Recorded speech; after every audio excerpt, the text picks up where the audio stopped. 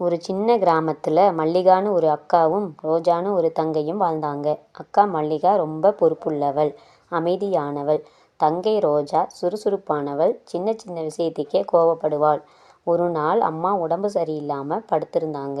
அப்போ வீட்டை முழுக்க பார்த்துக்கிற வேண்டிய பொறுப்பு அக்காவையே சேர்ந்தது. அக்கா சும்மா புலம்பாமல் அம்மாவை பார்த்துக்கிட்டு வீட்டு வேலையெல்லாம் செஞ்சாள்.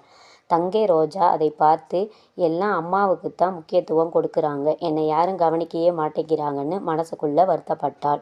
ஒரு நாள் தங்கை வீட்டை விட்டு கோபமாக வெளியே போனாள். மழை பெய்ய ஆரம்பிச்சது. ரோஜா பயந்து போனாள். அப்போ அக்கா மல்லிகா குடை எடுத்துக்கிட்டு, எங்கே போனாலும் சரி நீ என் தங்கை தானேன்னு சொல்லிக்கிட்டே அவளை தேடி ஓடி வந்தாள். அக்காவை பார்த்ததும் தங்கைக்கு கண் கலங்கிடுச்சு. மன்னிச்சிடு அக்கா, நான் உன்னை தவறா நினைச்சேன்னு சொன்னாள். அக்கா சிரிச்சுக்கிட்டே, நீ என்னை தவற நினைச்சாலும் என் அன்பு உன்மேல குறையாதுன்னு சொல்லி அணைத்து கொண்டாள். அந்த நாளிலிருந்து அக்காவும் தங்கையும் ஒருத்தருக்கொருத்தர் புரிஞ்சுக்கிட்டு அன்போட வாழ்ந்தாங்க.